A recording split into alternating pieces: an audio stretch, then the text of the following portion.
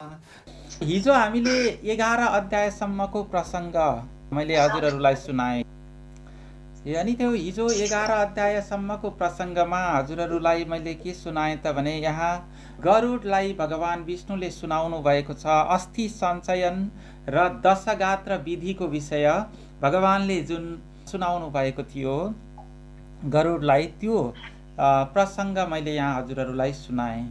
र यो वास्तवमा यो और्ध्वदेही कार्यहरू यो और्ध्वदेही कार्यको विधिहरू के हुन् त भने किन गरिन्छ त भने देह मुक्त प्रेतलाई पितृमा बदल्ने अङ्गको रूपमा यी कार्यहरू गरिन्छ। अनि अब आज 12 अध्यायमा गरुड सोध्दछन् भगवानसँग अब यो अगाडिको 11औं दिनको हिजो 10 दिनसम्मको कामको यो कार्यको कुराहरू चाहिँ हिजो बताइसकियो। अब एकादश दिनस्यापि 11औं दिनको 11औं दिनको पनि विधि हजुरले बताउनुहोस्। अनि यो वृषोत्सर्ग विधानको विधि के छ यो कुराहरू फेरि हजुरले बताउनुहोस् भनेर भगवानसँग सोधेपछि भगवानले भन्नुहुन्छ कि एकादशेन्नी गन्तव्यं प्रातरेव जलाशये और्ध्वदेही क्रिया सर्वा करणीया प्रयत्नतः। अब यहाँ शास्त्र अनुसार हेऱ्यो भनेदेखि 11औं दिनको दिनमा चाहिँ घर नजिकै घरै होइन कि घरमा नगरिकन जलाशयमा जाने भनिएको छ है। तर हामी घरभित्र नगरिकन बाहिर गर्छौँ। अब जलाशयमा जानलाई यहाँ अब सम्भव हुँदैन फेरि, त्यस कारणले गर्दा हामीले गार्डनमा गर्छौँ भोलिको कार्य। अनि यो वृषोत्सर्ग भनेको के हो त भने वृषोत्सर्ग भनेको मोक्षको प्रतीक हो एउटा। जस्तो कि गाई वस्तुहरूलाई त हामीले बाँधेर राख्छौँ हैन, बाँधेर राख्ने भनेको बन्धन हो। तर यहाँ के भनेको छ त भने तवोत्सर्ग प्रदानेन तारयस्व भवार्णवात्। उत्सर्ग भनेको फुकाएर छोडिदिने, अब बाहिर छोडिदिने र एउटा विधि पुर्याएर छाडिदिने गर्छौँ हामीले त्यसमा। अनि त्यसै गरी भगवानले अरू विधिहरू पनि हुन्छ यस दिन, जस्तो कि यो शय्यादानको विधिहरू अनि श्राद्ध आदि कर्मको विधिहरू, यो सबै विधिहरू भगवानले बताउनुहुन्छ है। अनि यसरी 11 दिनको कार्यहरू पुरा गरिसकेपछि 12औं दिनमा बल्ल सपिण्डीकरण कार्य गर्नुपर्छ भनेर भन्नुहुन्छ भगवानले। भगवानले भन्नुहुन्छ कि शृणु तार्क्ष प्रवक्ष्यामि सपिण्डाद्यखिलां क्रियां प्रेत नाम परित्यज्य यया पितृगणे विशेत। यो महत्त्वपूर्ण कार्य छ सपिण्डन विधि, सपिण्डीकरण भनेर भनिन्छ है। पहिलाका पितृहरूसँग सहित सँगै जाने भनेर, सँगै पठाउने भनेर त्यसलाई सपिण्डीकरण भनेर भनिएको छ। अनि भगवानले भन्नुहुन्छ कि सुतकम न निवर्तित सपिण्डीकरणम बिना, यो सपिण्डीकरण नसकिकन नगरिकन के हुन्छ त भने यो चोखिने कार्य हुँदैन भनेर भन्नुभएको छ।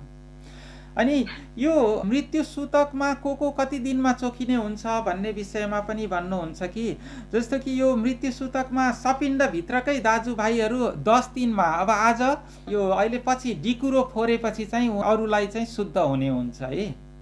अनि त्यसपछि 4 पिँढीसम्म कति दिन लाग्छ त भने 10 रात्रि लाग्छ। 10 रात्रि यो जुठो लाग्छ भनेदेखि अनि 5 पिँढीसम्मकोलाई चाहिँ 6 रात्रि लाग्छ भनेको छ।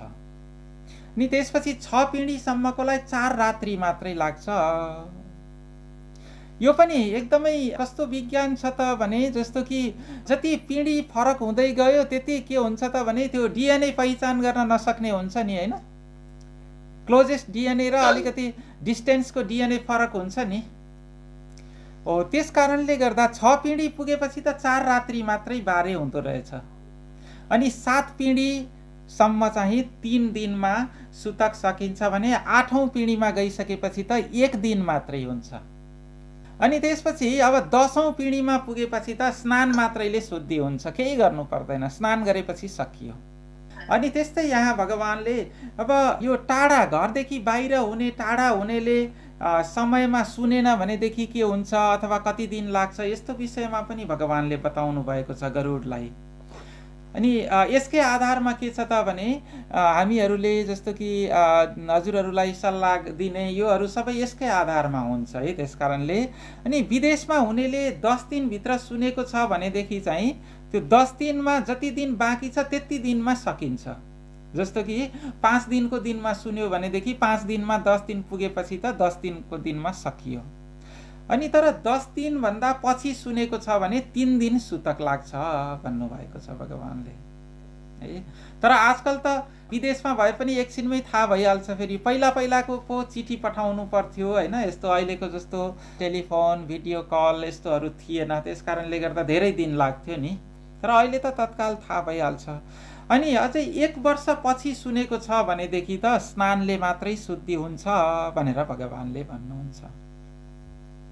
अब यो सपिण्डीकरणको फल भगवानले बताउनुहुन्छ, यत् फलम सर्वतीर्थेषु सर्वयज्ञेषु यत् फलम तत्फलम समवाप्नोति द्वादशाहे सपिण्डनात्। यो 12औं दिनमा 12औं दिनमा सपिण्डीकरण गरेको फल के हुन्छ त भने जुन फल तीर्थयात्राहरूबाट हुन्छ अनि यज्ञबाट हुन्छ त्यही फल यो सपिण्डीकरणबाट हुन्छ भनेर भगवानले बताउनु भएको छ। र अब यसपछि भगवानले बताउनुहुन्छ कि यो प्रथम वर्षमा जुन मासिक श्राद्धहरू गर्नुपर्ने हुन्छ अनि वर्ष दिन पुगेपछि वार्षिक श्राद्ध गर्ने विधिहरू, यो सबै कुराहरू बताउनुहुन्छ भगवानले है। भन्नुहुन्छ एवं संवत्सरे पूर्णे, संवत्सर पुरा भएपछि वार्षिकम श्राद्धम आचरेत्, वार्षिक श्राद्ध गर्ने 1 वर्ष पुगेपछि भन्नुहुन्छ भगवानले। अनि त्यस्तै हरेक वर्ष तिथिमा पितृलाई श्राद्ध गर्नु यो चाहिँ अत्यन्त के हुन्छ त भने राम्रो हुन्छ। पितृहरू प्रसन्न हुनुहुन्छ, पितृहरूले शुभ फल प्रदान गर्नुहुन्छ र यस्ता पितृ भक्तहरू यस लोकमा पनि र परलोकमा पनि सुखी रहन्छन् भनेर भन्नुभएको छ। यो चाहिँ के त भने हामी आफू जहाँबाट आएको छौँ त्यो वंश परम्परालाई एउटा सम्झिने विधिको रूपमा पनि रहेको छ। किनभने हामी जहाँबाट आएको छौँ मूल त त्यहाँ छ नि। हामी त हाँगा पातहरू फलहरू हुँदै गयौँ होइन। अब हाम्रो मूल त कहाँ छ त भने हाम्रो पितृहरू नै हाम्रो मूल हुनुहुन्छ। त्यसकारणले आफ्नो मूललाई सम्झिने कुरा यहाँ बताउनु भएको छ। अनि तस्मात् सर्व प्रयत्नेन पितृभक्तो भवेन्नरः, पितृहरूको उपासना गर्नुपर्छ, पितृभक्त हुनुपर्छ भनेर भगवानले भन्नुहुन्छ। अनि अब भगवान भन्नुहुन्छ कि यता यमलोक र यमराजको विषयमा पनि भन्नुहुन्छ अब भगवानले। किनभने अगाडि अरू कुराहरू नरकलोकको कुराहरू भएको छ, तर यमलोक र यमराजको विषयमा कुराहरू नभएको हुँदा गरुडले त्यो प्रसङ्ग सुन्न चाहेको हुँदा त्यो कुरा गर्नुहुन्छ कि यमलोक वज्रले बनेको छ भन्नुहुन्छ भगवानले। वज्र भनेको एकदमै बलियो हुने हुँदाखेरि त्यो वज्रले बनेको हुँदा त्यहाँ देवताहरूले असुरहरूले मानवहरूले कसैले पनि केही गर्न सक्दैनन्। कसैको पनि त्यहाँ के हुँदैन त भने सामर्थ्य पुग्दैन त्यसलाई तोड्न सक्ने हुँदैनन्। किनभने कालको नियम त कसैले तोड्न सक्छ त सक्दैन। त्यो यमलोक पनि त्यस्तो छ कि कसैले तोड्न सक्दैनन्। अनि त्यहाँ चित्रगुप्त छन्, ती चित्रगुप्तले सबैले गरेको शुभ कार्य र अशुभ कार्यलाई निर्क्यौल गरेर शुभ कार्य गरेको छ भने शुभ फल र अशुभ कार्य गरेको छ भने अशुभ फल दण्ड सजाय यमराजले दिने गर्दछन् भनेर भगवानले गरुडलाई बताउनु भएको छ यही गरुड पुराणमा। अनि यमराजलाई के पनि भनिन्छ त भने काल पनि भनिन्छ। काल भनेको के त भने समय, सबै समयको अधीनमा छौँ हामीहरू। यो कालको नियम के छ त भने सबैलाई बराबर लाग्छ। कसैलाई ठुलो सानो धनी गरिब पढेको नपढेको केही भन्दैन कालले, सबैलाई बराबर नियम लगाउँछ। अनि यहाँ लेखनाथ पौडेलले लेख्नु भएको छ कि आयो टप्प टिप्यो लग्यो मिति पुग्यो टारेर टर्दैन त्यो इन्द्रै बिन्ती गरुन् झुकेर पदमा त्यो बिन्ती मान्दैन त्यो। जसले बिन्ती गरे पनि मान्दैन त्यसले भन्नुहुन्छ। यो त्यस्तो छ, यो कालको नियम त्यस्तो छ कि यो कसैले भनेको कसैको कुरा सुनेर आफ्नो नियमलाई परिवर्तन गर्दैन, सबैलाई अनुशासनमा राख्ने यो काल हो भनेर भन्नुहुन्छ भगवानले। यो चाहिँ के रहेछ त भने हामी रेजिमेन्टमा काम गर्नेहरूको लागि चाहिँ आरएसएम जस्तै भन्न पर्यो होइन। आरएसएमले के गर्ने हुन्छ त भने अफिसरलाई पनि अनुशासनमा राख्ने हुन्छ, सिपाहीहरूलाई पनि राख्ने हुन्छ, ठुलो सानो भन्दैन क्या आरएसएमले चाहिँ होइन, भन्न पाइएन नियम लगाउने ठाउँमा बसेको कारणले गर्दा। अनि काल पनि त्यस्तै रहेछ, सबैलाई जस्तो कि एकदमै धनी मानिस छ भनेदेखि त्यो धनी मान्छेले पैसा दिएर कालबाट मुक्ति पाउँछ त? हैन, पाउँदैन नि। कुरेर पनि बस्दैन। काल आएर ए धनी मान्छे रहेछ, यो धनी मान्छेलाई त एकछिन कुरौँ भनेर कुरेर पनि बस्दैन हैन। यो ठुलो मान्छे रहेछ भनेर, जस्तो कि हामी कहीँ कसैलाई ठुलो मान्छेलाई भेट्न गयौँ भनेदेखि पालो पाइएन भने कुरेर बस्छौँ। कालले कुरेर बस्छ त ठुलो मान्छे भनेर? कालले कुरेर पनि बस्दैन। अनि पैसा लिएर नछोड्ने चाहिँ कस्तो त भने नेपालमा अलिकति घुस खाने ट्राफिक पुलिसहरू हुन्छन् नि, त्यस्तो पनि होइन फेरि। किनभने ट्राफिक पुलिसले घुस खानेहरूले त पैसा लिएर छोडिदिन्छन् नि जे गल्ती गरे पनि। तर कालले चाहिँ त्यस्तो गर्दैन। कालको अगाडि कुनै पनि कसैको पनि बस चल्दैन, कसैको केही लाग्दैन कालको अगाडि चाहिँ, यस्तो भन्नुहुन्छ भगवानले। अनि एउटा प्रसङ्ग हजुरहरूलाई म चर्चा गर्छु, जुन प्रसङ्ग ययाति राजाको प्रसङ्ग। भगवानले त्यहाँ पनि उल्लेख गर्नुहुन्छ कि ययाति जस्तो राजा पनि अहिले के छन् त भने कालको अथवा यमराजको सभासद भएर बसेको छन् भनेर भगवानले भन्नुहुन्छ। ती ययाति राजाको प्रसङ्ग अलिकति चर्चा गरौँ। अब के हुन्छ त भने ययाति राजा त्यति बेलाको चक्रवर्ती राजा, चक्रवर्ती राजा भनेको एकदमै ठुलो राजा मध्ये पर्छन् है। अनि त्यस्तो चक्रवर्ती राजा थिए।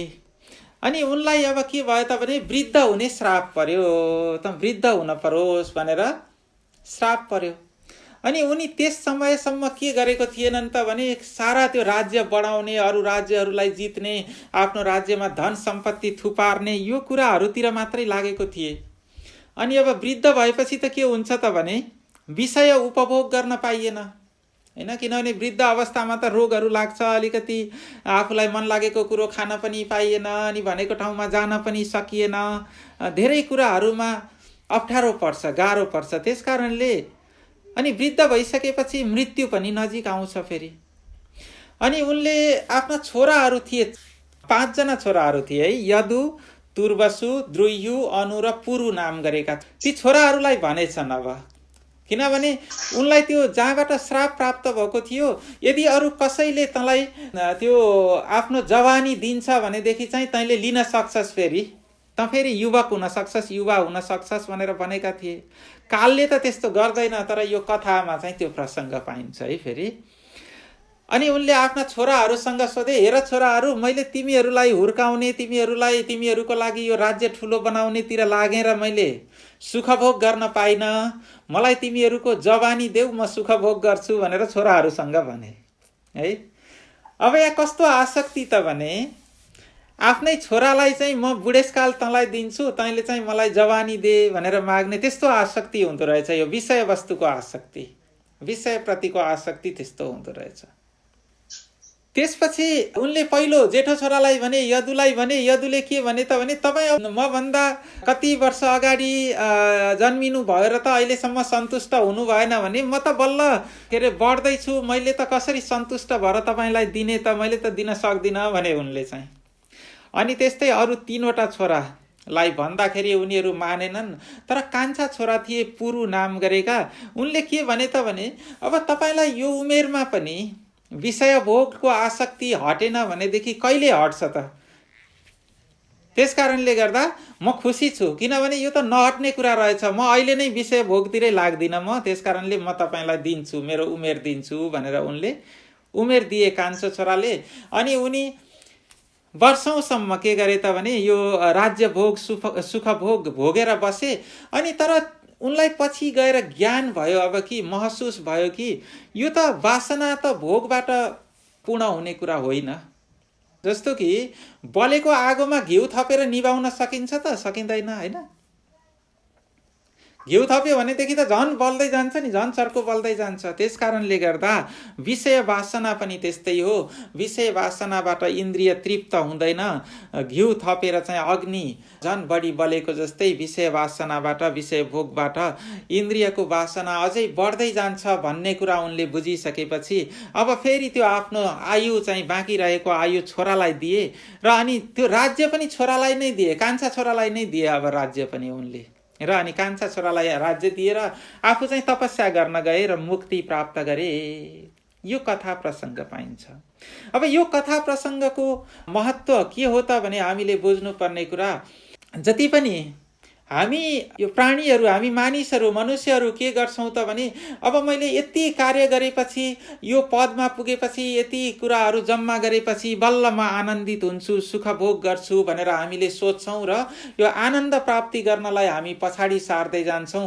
तर त्यसरी हुँदैन, किनभने हामी कुन समय हाम्रो अन्त समय हो भन्ने हामीलाई थाहा नभएको हुँदा हामीले अहिले नै हामी जुन कर्म गर्दैछौँ त्यही कर्मबाट हामी आनन्द प्राप्ति गर्नुपर्छ, आनन्दको अनुभव गर्नुपर्छ, तृष्णा राख्नु हुँदैन भनेर भगवानले भन्नुभएको हो खासमा। नत्र के हुन्छ त भने शरीर वृद्ध हुँदै गए पनि तृष्णा चाहिँ वृद्ध हुँदैन भनेर भनिएको छ है।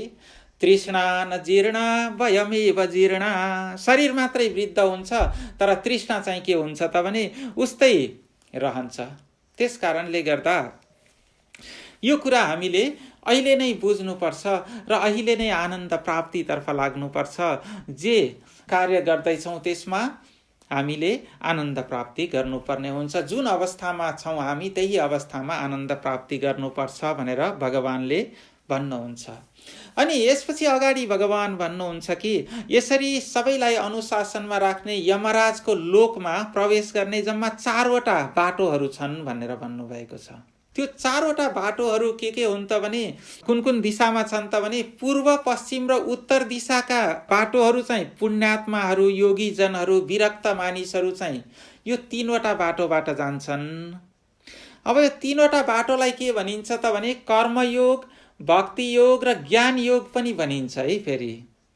अनि यो कर्मयोग, भक्ति योग र ज्ञान योग भनेको कस्तो हो त भने जस्तो कि 3वटा ठुलो मोटरवे जस्तै हो कि त्यो चाहिँ। हामीले अरू जुनसुकै कर्महरू गरे पनि अन्तिममा गएर तिनै मोटरवेबाट हामी लक्ष्यमा पुग्छौँ। जस्तो कि हामी अब नर्थबाट लन्डन जानु छ भनेदेखि के हुन्छ त भने तपाईहरू योर्कबाट चाहिँ M1मा निस्कनु भयो भने त्यो M1 त दुईतिर जान्छ नि हैन। एउटा नर्थ जान्छ त्यहाँबाट पनि, अर्को साउथ आउँछ। लन्डन जानु पर्यो भने लक्ष्य साउथ छ भनेदेखि साउथतर्फ लाग्नु पर्यो, अथवा ज्ञान मार्गतर्फ लाग्यो भनेदेखि हाम्रो शक्तिलाई चाहिँ ज्ञान मार्गतर्फ लगायौँ भनेदेखि हामी मुक्ति प्राप्त गर्छौँ। अनि अज्ञानतिर, विषय वासनातिर लगायौँ भनेदेखि त्यही नै शक्ति हो।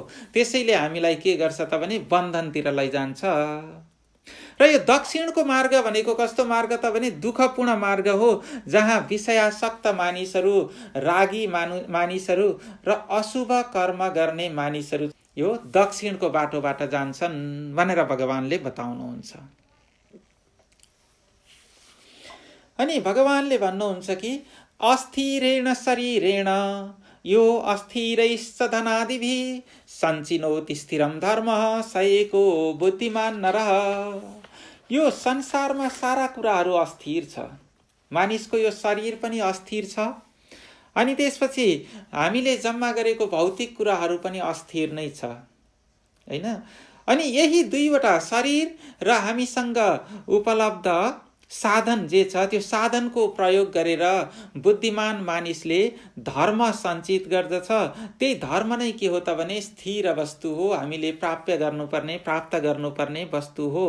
जुन मैले हिजो बताएँ कि यो मरेपछिको साथी को हुन्छ त भने अरू सबै छुट्ने हुन्छ भने मरेपछिको साथी भनेको धर्म कर्म हो, पुण्य कर्म हो। त्यसकारणले गर्दा यो नै स्थिर हुने हुँदा त्यही धर्म कर्म चाहिँ गर्नुपर्ने हुन्छ भनेर भगवानले बताउनुहुन्छ। अब धर्म के हो त? भगवानले केलाई धर्म भन्नुभएको छ त भने यो त अब धेरै वर्ष पहिला लेखिएको कुरा हो। किनभने जति बेला चाहिँ यहाँ अरू कुनै धर्म नै थिएनन्, अहिले हामीले जसलाई धर्म भन्छौँ हैन, जस्तो कि इसाई धर्म, इस्लाम धर्म, यिनीहरू त अस्ति भर्खर विकास भएका कुराहरू हुन्। अब यो पुराणहरू लेखिएको एकदमै एक्ज्याक्ट समय त छैन, तर पनि ईसा पूर्व 700 वर्षतिर भनेर भनिएको छ है। यो अहिलेको खोजीबाट त्यो प्राप्त भएको छ। भनेको आजभन्दा कति त भने 2700 वर्ष अगाडि तिर लेखिएको कुरा हो भनेर अहिलेको वैज्ञानिकहरूले खोजी गरेर भनेको छन् यसलाई। अनि भगवान बुद्ध जन्मिनुभन्दा 200 वर्ष अगाडि, 250 वर्ष जति अगाडि हैन, त्यति बेला लेखियो भनेर भनिएको छ। अनि अब त्यति बेला त हामीले अहिले भन्ने धर्महरू त थिएनन्, त्यस कारणले केलाई धर्म भन्नुभएको छ त भने यतः अभ्युदय निश्रेयस सिद्धि सधर्म, हामीले गर्ने कर्म नै धर्म हो। जुन कर्म, त्यो कर्मले के गर्छ त भने अभ्युदय हाम्रो उन्नति हुन्छ र निश्रेयस भनेको मुक्ति हुन्छ, त्यो नै धर्म हो भनेर भन्नुभएको छ। अनि फेरि एउटाको मात्रै कल्याण हुने होइन कि यो धर्मले सबैको कल्याण हुन्छ। जस्तो हामी भन्छौँ नि, सर्वे भवन्तु सुखिनः सर्वे सन्तु निरामयः सर्वे भद्राणि पश्यन्तु मा कश्चित् दुःखभाग् भवेत्। यो धर्मको मर्म भनेको यही नै हो। के त भने सर्वे भवन्तु सुखिनः, सबै सुखी होउन् भनिन्छ यसमा। सर्वे सन्तु निरामयः, कसैलाई पनि रोग नलागोस्। सर्वे भद्राणि पश्यन्तु, सबैले शुभ कर्म गरून्, सबै शुभ मार्गतर्फ लागुन्। अनि मा कश्चित् दुःख भाग भवेत्, कसैले पनि दुःख भोग गर्नु नपरोस्। यो नै धर्म हो भनेर भनिएको छ। अनि यो धर्मको, यस्तो धर्मको कतिवटा लक्षण हुन्छन् भन्नुहुन्छ त भने भगवानले भन्नुहुन्छ 10वटा लक्षण भन्नुभएको छ है। यो चाहिँ मनुले भनेको कुरा हो है। धर्मको 10वटा लक्षण चाहिँ धृति क्षमा दमोस्तेयम शौचम इन्द्रिय निग्रह धीर्विद्या सत्यम क्रोधो दशकम धर्म लक्षणम। धृति भनेको धैर्यता, अनि क्षमा, अनि दम भनेको यो इन्द्रियहरूको निग्रह है। दम भनेको दम, मनको निग्रहलाई दम भनेको छ। अनि अस्तेय भनेको जे कुरा देख्यो त्यो चाहिँ मेरो भए हुन्थ्यो भन्ने कुरा चाहिँ नसोच्नु, त्यसलाई अस्तेय भनेको छ। अनि त्यसपछि शौचम भनेको शुद्धता, इन्द्रिय निग्रह भनेको इन्द्रियहरूको निग्रह, अनि धी भनेको बुद्धि, विद्या भनेको ज्ञान, र सत्य, सत्य भनेको सत्यता, सत्यनिष्ठा, अनि अक्रोध। यति चाहिँ 10वटा धर्मका लक्षणहरू भनेर भन्नुभएको छ। र यही कल्याण रूप धर्मको अभ्यास मानिसले गर्नुपर्छ भनेर सुनाउनुहुन्छ। अनि मात्रै के हुन्छ त, मानिसको जीवन यस लोक र परलोक पनि सुदृढ हुन्छ, राम्रो हुन्छ भनेर, सुखपूर्ण हुन्छ भनेर भन्नुहुन्छ। यसरी यो 14 अध्यायसम्मको कथा प्रसङ्ग यहाँ मैले हजुरहरूसँग अहिले चर्चा गरेँ। गरुडले प्रश्न गर्छन् फेरि, अब यो यस्तो धर्म त यस्तो रहेछ, जेले अभ्युदय हुन्छ, जेले निश्रेयस सिद्धि हुन्छ, त्यो धर्म रहेछ भनेपछि यस्तो धर्म साधन गर्ने योगी जनहरू, उनीहरू कसरी जन्म लिन्छन्, अनि उनीहरूले शरीरलाई कस्तो रूपमा लिन्छन्, जन्मेपछि के गर्छन् उनीहरूको मातापिताहरू कस्तो हुन्छन्, यस्तो कुराहरू सोध्नुहुन्छ। अब त्यस्तो योगीजनको मातापिताहरू कस्तो हुनुहुन्छ, अनि त्यसपछि कस्तो अवस्थामा जन्म लिन्छन् उनीहरू, के गर्छन् जन्मेपछि, उनीहरू कस्तो कार्य गर्छन्, यस्तो कुराहरू सोधिसकेपछि भगवानले भन्नुहुन्छ कि यथा मति तथा गति, जस्तो मति हुन्छ त्यस्तै गति हुन्छ भन्नुहुन्छ। किनभने दुःख पाउने बेलामा बुद्धि बिग्रिन्छ भनिन्छ नि हामी हैन। यथा मति, जस्तो बुद्धि हुन्छ त्यस्तै गति हुन्छ। जस्तो कि आफन्तले भनेको पनि नमान्ने, बाआमाले भनेको पनि नमान्ने, त्यस्तो हुन्छ बुद्धि बिग्रेर। दुःख पाउने बेलामा खास गरेर त्यस्तो हुन्छ के, त्यो भन्नुहुन्छ भगवानले। त्यो हुँदाखेरि के हुन्छ त भने यस्तो पुण्यात्मा, यस्तो योगीजनहरू गर्भमा आउँदैछन् भनेदेखि त मातापिताको पनि मनमा एकदमै सात्विक भाव आउँछ भनेर भन्नुहुन्छ। गर्भमा शिशु, त्यस्तो शिशु आउँदैछन् भनेदेखि मातापिताको पनि भावना त्यस्तो हुन्छ भने के हुँदो रहेछ त भने अर्कोतिर हामीले प्रयत्न गरेर भावना अलिकति राम्रो गरायौँ भने त्यसपछि जन्मेको बच्चाहरू के हुने रहेछन् त भने राम्रो हुने रहेछन् है फेरि। किनभने यो त दुवैतिरबाट काम गर्ने भयो नि त, मातापिताको भावनाले काम गर्ने रहेछ। त्यस कारणले गर्दा मातापिताले पनि राम्रो भावना राख्नुपर्ने रहेछ। त्यसपछि जुन अब गर्भावस्थामा आइसकेपछि त्यो गर्भावस्थाको बच्चालाई पनि आमाको भावनाको प्रभाव हुन्छ, आमाको विचारको प्रभाव हुन्छ भनिएको छ फेरि है। आमाको कस्तो भावना हुन्छ त्यो भावनाले गर्भको शिशु कस्तो हुन्छ भन्ने कुरा, उसको जीवन कस्तो हुन्छ भन्ने कुरा प्रभाव पार्छ। त्यसकारणले भनिन्छ कि गर्भमा शिशु भएको बेलामा मातापिताले चाहिँ भगवानको आराधनाहरू गर्ने, कथा प्रसङ्गहरू सुन्ने, शुभ कर्महरू गर्ने, यस्तो गर्नुपर्छ भनेर भनिन्छ। अनि धेरै उदाहरणहरू छन्, हाम्रोमा चाहिँ धेरै पहिलादेखिको उदाहरण छन्। तर विज्ञानले पनि अहिले के गरेको छ त भने बच्चाले गर्भमा हुँदा सुन्न सक्दो रहेछ भनेर अस्ति भर्खर के रिसर्च गरेर निकालिराखेको छन् कि हैन। तर हाम्रोमा कस्तो उदाहरण छन् त भने जस्तो कि प्रह्लादको कथा हजुरहरूले सुन्नुभएको छ। प्रह्लादले भगवानको भक्तिको उपदेश चाहिँ गर्भमै हुँदाखेरि सिकेको थिए। किन त भने उनी गर्भमा हुँदाखेरि कयाधु उनकी आमा थिइन्। उनकी आमा चाहिँ नारदको आश्रममा बसेकी थिइन् उनी, किनभने हिरण्यकशिपु तपस्या गर्न गएको थिए। तपस्या गर्न जाँदाखेरि आफ्नी पत्नीलाई चाहिँ सन्तकोमा छोडेर गएको थिए। अनि उनले भगवानको आराधना गरेको कुरा चाहिँ गर्भमै सुनेर उनी भगवत भक्त भएर जन्मे, यस्तो कथा प्रसङ्ग पाइन्छ। भनेपछि त्यहाँ त बताइसकेको छ नि बच्चाले सुन्छ गर्भमा भन्ने कुरा त, ज्ञान गर्न सक्छ भन्ने कुरा त हैन। अनि त्यस्तै अर्को कथा प्रसङ्ग तपाईहरूलाई अभिमन्युको कथा प्रसङ्ग थाहा छ कि छैन? अभिमन्यु सुन्नुभएको छ? महाभारतमा अभिमन्यु भनेको अर्जुनको छोरा हुन् है।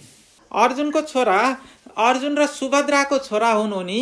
अर्जुनले के गर्छन् त भने गुरुसँग जुन यो सिकेको कुराहरूलाई चाहिँ सुभद्रालाई सुनाउँदै थिए, युद्ध कलाको विषयमा है। युद्ध कलाको विषयमा सुनाउँदै गर्दाखेरि के सुनाउँछन् त उनले भने चक्रव्यूह भेदन गर्ने कुरा सुनाउँदैछन् के। अनि चक्रव्यूह भेदन गर्नका लागि अर्जुनले सुनाउँदासम्म सुभद्रा जागेकै रहेछिन्। अनि अभिमन्युले त्यति बेलासम्म सुन्न पाए हैन, किनभने आमाकै कानबाट सुन्ने हुन्छ के बच्चाले, फेरि हैन आमाकै मुखबाट खाने हुन्छ बच्चाले हैन। सबै कुराहरू आमाले जे गर्नुहुन्छ त्यसको प्रभाव पर्छ। त्यस कारणले गर्दा अनि उनले के गरे त भने आमा निदाएको कारणले गर्दा त्यो चक्रव्यूहबाट कसरी निस्कने भन्ने कुरा चाहिँ उनले सिक्न सकेनन्, सिक्न पाएनन्। अनि महाभारत युद्धमा उनी मारिन्छन्। त्यस कारणले गर्दा तपाईहरूले यसो युट्युबतिर हेर्नुभयो भने पनि अभिमन्युको कथा प्रसङ्ग चाहिँ हेर्न सक्नुहुन्छ है, डिटेलमा हेर्न मन लाग्यो भनेदेखि। यसरी के भएको छ त भने गर्भमा नै उनले सिकेको छन्, गर्भमा नै बच्चाले सिकेको हुन्छ। त्यसैले यो शुभ कुराहरू, भगवानको नाम स्मरण गर्ने, जप गर्ने, भजन गर्ने, कथा सुन्ने, शुभ चिन्तन गर्ने, यस्तो कुराहरू गर्नुपर्छ भनेर भगवानले सुनाउनुहुन्छ, भन्नुहुन्छ गरुडलाई। अनि त्यसपछि ती योगीहरू अब जन्मेपछि उनीहरू के गर्छन् त भने षट्चक्रम चिन्तनम यस्मिन् यथा कुर्वन्ति योगिनः ब्रह्मरन्ध्रे चिदानन्द रूप ध्यानम तथा शृणु। उनीहरूले त ती योगीजनहरूले त उनीहरू जन्मिसकेपछि यही शरीरमा नै षट चक्रको विचार गर्न थाल्छन् र ब्रह्मरन्ध्रमा सच्चिदानन्द भगवानको ध्यान गर्दछन्। यही शरीरमै त्यो कुराहरूको ध्यान गरेर, जस्तो कि षट चक्र भनेको के हो त भने मूलाधारम स्वाधिष्ठानम मणिपुरकमेव च अनाहतम विशुद्धाख्यम आज्ञा षट चक्रम उच्यते। यो कुण्डलिनी जागरणको कुरा हो है। यो चाहिँ अब यो कुण्डलिनी जागरणको कुरा चाहिँ 15औं अध्यायमा भन्नुहुन्छ भगवानले। यो सारा के छ त भने यही शरीरमै ध्यान गरेर हामीले मुक्ति प्राप्त गर्न सक्छौं। र यो वास्तवमा यो शरीर नै के हो त भने शरीरम आद्यम खलु धर्म साधनम। यो शरीर नै धर्म साधन गर्ने एउटा माध्यम हो, धर्मको साधन हो एउटा यो। त्यसकारणले के हुन्छ त भने जस्तो कि हामीहरू व्रत बस्छौं, कहिलेकाहीँ व्रत बस्दाखेरि अलिकति शरीर स्वस्थ नहुने गरी पनि हामीहरू बस्छौं। हाम्रो कति कुराहरू पहिला ऋषि मुनिहरूले बताइदिएको कुराहरू अहिले अलिकति विकृत हुँदै आएको कारणले गर्दा शरीर अस्वस्थ हुने गरी पनि हामीहरू बसेको हुन सक्छौं। तर त्यसलाई के गर्नुपर्छ त भने अत्यन्त विचारपूर्वक शरीर स्वस्थ हुने तरिकाले बस्नुपर्ने हुन्छ, शरीरलाई अस्वस्थ बनाउन हुँदैन है। अनि किनभने यही शरीरलाई नै हामीले व्यावहारिक दृष्टिले हेर्यौं भनेदेखि अथवा यसलाई व्यावहारिक दृष्टि भनेको के त भने बायोलोजिकल दृष्टिले हेऱ्यौँ भनेदेखि के हुन्छ त भने जस्तो कि हाम्रो विभिन्न अङ्गहरू हात खुट्टा शिर होइन नाक कान यी आदि विभिन्न अङ्गहरूको रूपमा हामीले विभाजन गर्न सक्छौँ भने यसलाई एउटा शक्ति केन्द्रको रूपमा अथवा पारमार्थिक दृष्टिले हेऱ्यौँ भनेदेखि यसमा 6वटा चक्रहरू हुन्छन्। त्यो 7औँलाई चाहिँ चक्र भनेको छैन है, चक्रभित्र राखेको छैन, 6वटा चक्र भनेर भनेको छ। त्यसपछि 7औं स्थान के हो त भने सहस्रार चक्र भनिन्छ त्यसलाई। हो यो चाहिँ यहाँ हाम्रो यो यहाँ भुमरी परेको भाग टपमा हो, त्यो भागलाई चाहिँ जहाँ हामी टुप्पी राख्छौँ के यस्तो टुप्पी राख्ने हुन्छ होइन, हो त्यो भागलाई भनिन्छ है सहस्रार चक्र भनेर। अनि र यो ब्रह्माण्डमा जे गुण हुन्छन् सबै हाम्रो शरीरमा पनि हुन्छन् भनेर भगवानले बताउनुहुन्छ। अब के हो त नि यो षट चक्रको ध्यान र अनि अजपा जप पनि भनिन्छ है यसलाई। फेरि भगवानले भन्नुहुन्छ कि यो कसरी अभ्यास गर्नुपर्छ भन्ने कुरा, सदा प्रभात समये बद्ध पद्मासन स्थितः षट चक्रम चिन्तनम कुर्यात् यथोक्तम अजपा जपम। अजपा जप गरेर माथि बताइएको यहाँ बताइएको जस्तै गरेर षट चक्रको चिन्तन गर्ने बिहानको समयमा उपयुक्त हुन्छ। अरू समयमा पनि गर्न सकिन्छ तर बिहानको समयमा चाहिँ अत्यन्त उपयुक्त हुन्छ षट चक्रको ध्यान गर्नको लागि भनेर भगवानले भन्नुभएको छ है। अब यो अजपा जप भनेको के हो त भने जस्तो कि हामीले श्वास फेर्दाखेरि हामीलाई श्वास फेर्नलाई के गर्नु पर्दैन त भने सम्झिनु पर्दैन नि होइन। हामी के काम गर्दैछौँ बिर्सिराखेको छौँ भने पनि श्वास त चलिराखेको हुन्छ। भगवानले महत्त्वपूर्ण कुराहरूलाई त्यस्तो व्यवस्था गरिदिनु भएको छ।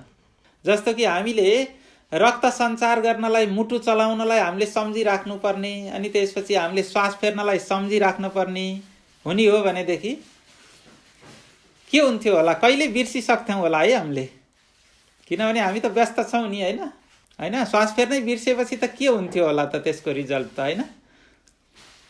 तर भगवानले त्यस्तो बनाइदिनु भएको छ कि त्यस्तो सिस्टम बनाइदिनु भएको छ, हामीले आफूले सम्झिनु पर्ने नै हुँदैन र त्यो नित्य चलिराखेको हुन्छ। त्यो नै अजपा जप भनेर भनिन्छ। त्यो हामीले श्वास भित्र लैजाँदाखेरि स को आवाज आउँछ, स भनियो, अनि बाहिर आउँदा ह हुन्छ। त्यसकारणले यो दुईटालाई जोडेर सोहम सोहम स अहम हो है। यो भनेको स अहम भनेको त्यो भगवान चाहिँ म नै हुँ भन्न खोजेको हो यो चाहिँ है, सोहम हो। यो सोहम जप चाहिँ के हुन्छ त भने हामीले नसम्झे पनि चलिराखेको हुन्छ। अब हामीले अलिकति सम्झेर यसलाई भगवानमा अर्पण गर्ने गऱ्यौँ, अलिकति त्यतातिर ध्यान दियौँ भनेदेखि यसबाटै हामी मुक्ति प्राप्त गर्छौँ। अरू कर्महरू केही नगरे पनि हामी मुक्ति प्राप्त गर्छौँ, भगवानले यही नै भन्नुहुन्छ।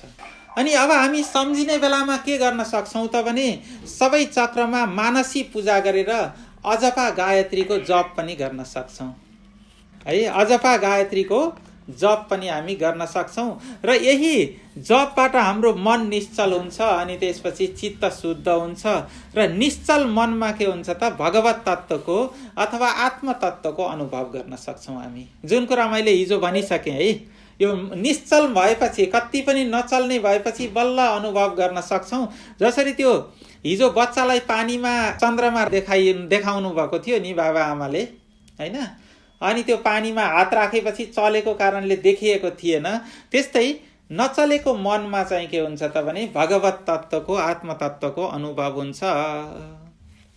र यसरी के गरिन्छ त गर्नुपर्छ त भने यो आरोह र अवरोह।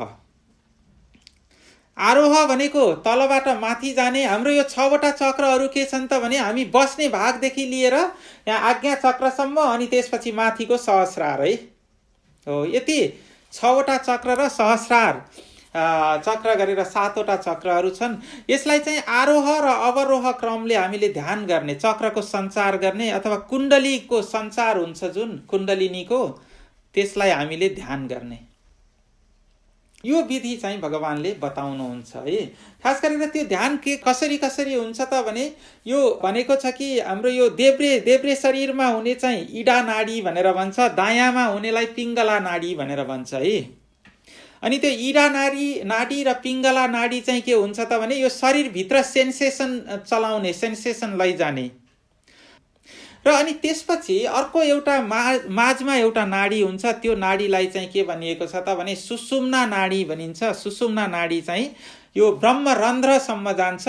अनि त्यही ब्रह्मरन्ध्रसम्म पुग्नका लागि यो इडा र पिङ्गला भन्दा पनि बाहिर सुषुम्नामा हामी जानुपर्ने रहेछ। अनि त्यो भइसकेपछि बल्ल के हुन्छ त भने सुषुम्नाको ध्यान गरेर हामीले परम पद प्राप्त गर्न सक्छौं। भगवानले त्यही नै भन्नुहुन्छ, ततो ध्यायेत् सुषुम्नाख्यम धाम रन्ध्राद् बहिर्गतम पथा तेन गता यान्ति तद् विष्णुः परमं पदम।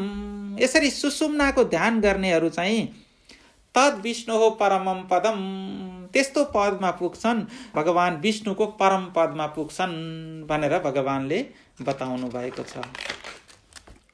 नारायण हरि हरि। नारायण हरि हरि।